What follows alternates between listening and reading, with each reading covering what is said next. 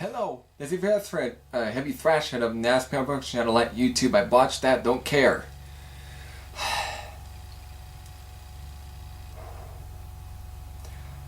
Yes, I listened to it. I did. I didn't want to. This was an album I did not want to listen to, but I did just for this discography review. So after Algy Ward came back and released Breath of the Pit to tell them that he is Tank, Cliff Evans and Mick Tucker on the other side decided they had to definitely make a comeback with their next album. And in 2015, which was last year, when I heard that they were releasing an album called Valley of Tears, I saw that and I was like, huh, they're coming back. I look on the lineup. When I went onto their page, I saw that the band photo and everything was different. There was something different about it. I can tell that it was a different photo, but I noticed some different guys within there. At least one guy. I'll get to that within this video. There are two other new members on here besides a third. No longer is Chris Dale within the band, and once again, a drummer gets switched, which is pretty much the norm with Tank, even though this really isn't Tank. Even though they just slapped the name on there so they can make again, just a bunch of bucks. Steve Hopgood is gone, and here comes Bobby Schottkowski or something. I can't pronounce that guy's last name, but he was former member of bands such as Sodom or I can never think. I know it was definitely another, like Uncle Tom or something. I can never think of their that name. But he was in other bands as well, and that seems the only one. And then there's Barend Courbois. Hope I said that guy's name right. Who was in some other bands I can't think of at this point. But then there's one new guy, and that's the singer. No longer Doogie White is singing, it's Theart. And I stated, and I was, at the time I was shocked. They're like, they got the former vocalist of Dragon Force to sing on this, so obviously that I had a feeling that it was gonna sound like Dragon Force. Instead of sounding like Saxon meets Dio, it's gonna be just not really Saxon meets Dio. It's just gonna be some middle-of-the-road power metal.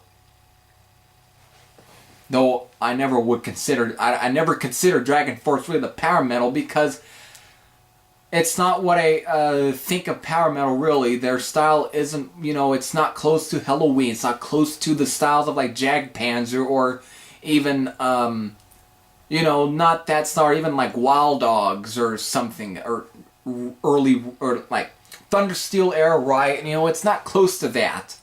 But just like with death metal, speed metal, whatever, power metal is a very genre, let's say.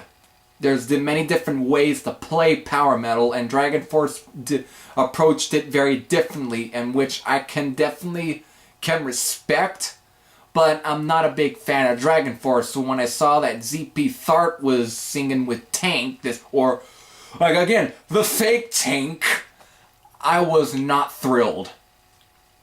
And then, when the first track was released, which I have a review for it, you can find it, I knew that I was not going to like this album. I knew I was not going to.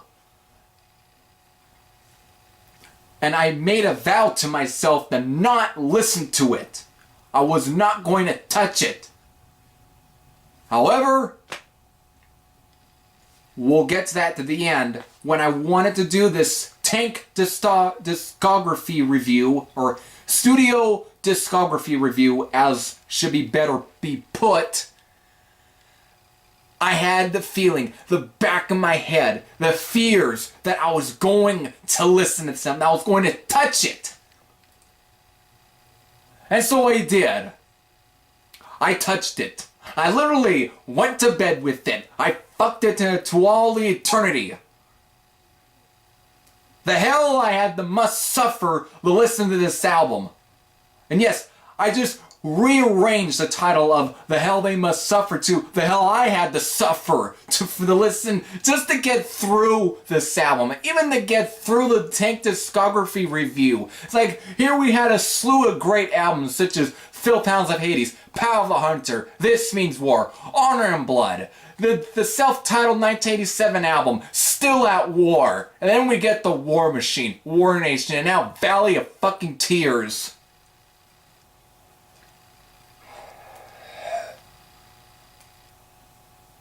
So, without further ado, let me get straight to it.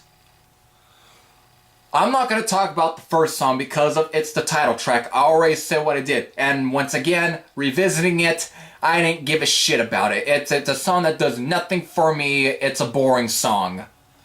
Let's get the War Dance, which is the second song. Not bad. It's typical of the band, but not bad. ZP Theart actually pulls off not a bad performance. I can't believe I'm saying that. He's pulling off a good performance. He isn't a bad singer at all. He gets rid of those, like in the first song, like I was going to fear within the sound, I was fearing that he was just going to do his... I couldn't stand that. That sort of thing was bad. It annoyed me, but he doesn't do all of that at all throughout the album. He doesn't. So there's a 1 star for him. But War Dance, not a bad song. However, as the album continues, I have the Hurricane. I think Saxon ended up doing a song kind of similar like that, and it's a lot better. Yeah, it just had the same titles on Battering Ram, whatever. Even though I think Battering Ram is just a lot better album than compared to this. You know, let me just look through the track listing and see what... Hold On didn't care for, but Hold On, the song isn't that great.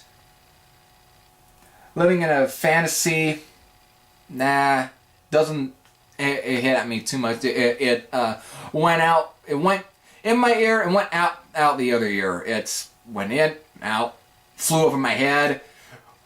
One Flew Over the Cuckoo's Nest. Heading for Eternity wasn't bad. This is definitely one of the other songs that actually sticks out at me. It kind of kept me in, but it wasn't bad. Kept me in. World on Fire. The song was not on fire. I can definitely tell you that. Make a Little Time kind of started a little bluesy. Almost had a bit of a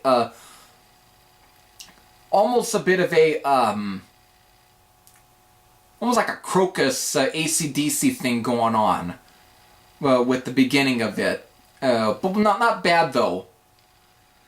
One for the Road is actually the instrumental, since in a way they kind of continued a bit with the War Nation, with how that album ended with Hard Road, which was the instrumental. Here they get One for the Road. Road this, road that, middle of the road, nothing. But One for the Road is not a bad instrumental. Probably a little better than the song Hard Road, but not bad. I guess they had to because of, hey, we're ending it, so it's One for the Road. Can't believe it's sharing a title with another good song by the name of it, which is by Judas Priest.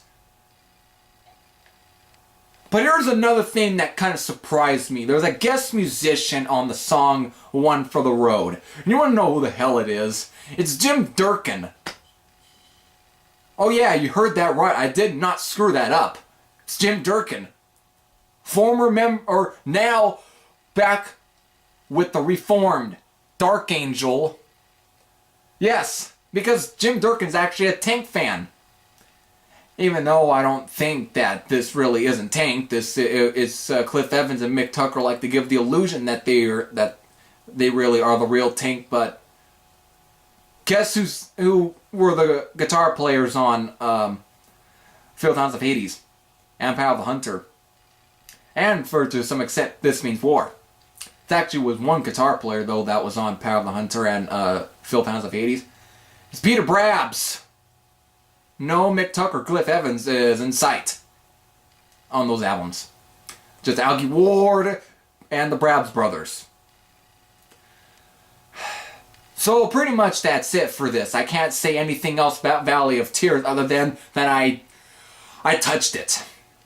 And like I figured, it was an album that just wasn't going to do a whole lot for me other than little sprinkles of little goodness.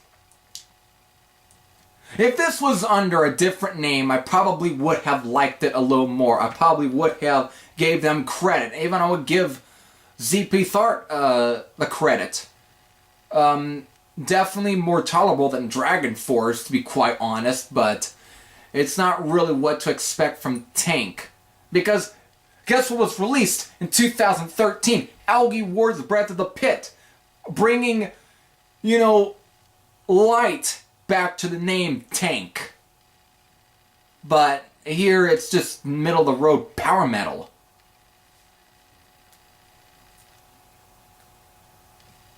And I guess you're wondering, wasn't I supposed to bring up a little scenario that I first kind of created in the War Machine review? Yes, I did. It involved the scenario of Mickey D and Phil Campbell going behind Lemmy's back. Now, it might not be as fitting for this video, even though I was ranting the hell in the War Machine review. However, let's go back to that scenario. Because in a way, this is how I truly feel that kind of happened, what I truly feel that to what's going on with the whole Tank thing. It's like, imagine if they went behind Lemmy's back during Lemmy's, real health scares and decided to we can't have him continue. We need to go on without him. We need to keep the Tank name rolling. And he decided to get Paul Di'Anno. Again, this is just a scenario, like a what if.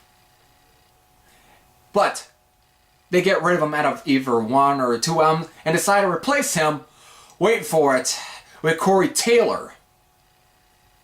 And imagine that. Corey Taylor singing in a new version of Motorhead with Mickey D and Phil Campbell at his side. Just imagine that. This is pretty much how I feel with Valley of Tears, what I feel with this version of Tank. It's like it's like the Dragon Force, like the power metal version of Slipknot. That's how I feel with this. Even though I'm glad that at the scenario of, Phil Campbell and Mickey D, going behind Lemmy's back, getting, guys such, replacing it with Paul Di'Anno and Corey Taylor did not happen. I'm glad that it did not. And the reason why I just will say that, why they just get the respect. And why Cliff Evans and Mick Tucker do not get the respect. And Algy Ward makes that apparent with with this song that he had recorded on Breath of the Pit, Crawl Back to Your Hole, saying that, saying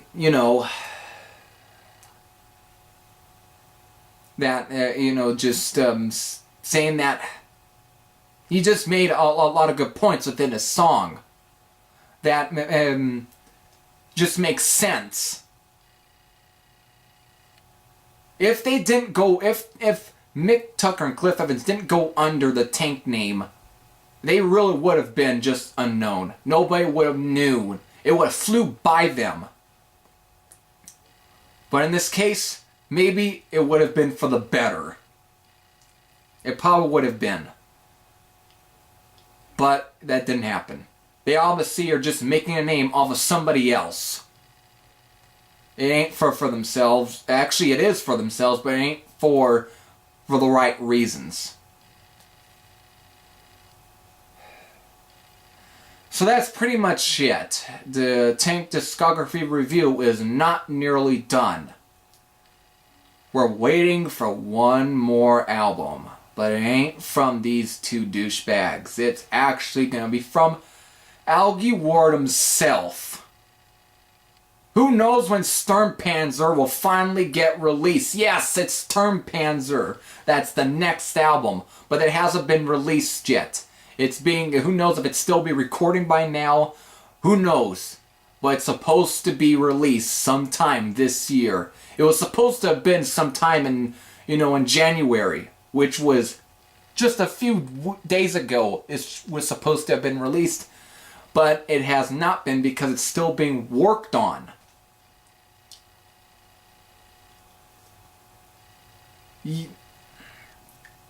Who knows when that will be released, but until then, I want to know what you really thought of Valley of Tears. I know when I did the song, people gave me shit for it. Because who knows, it was probably a lot of people that were fans of ZP Theart and Dragon Force in general, and not really true die-hard Tank fans. Just some people who just wanted to listen to Tank because of the ZP Theart was in the band. That's all it was. Nobody literally gave a shit about Tank in the first place until ZP Theart came into Tank. Nobody was probably going to listen to him until he showed up in. And it was like, hey look, ZP Theart's in here. He was from Dragon Force. I'm going to listen to this. That's all. And nothing... I'm not caring about their history or anything. Just listening just because he's on there that it's fucking important.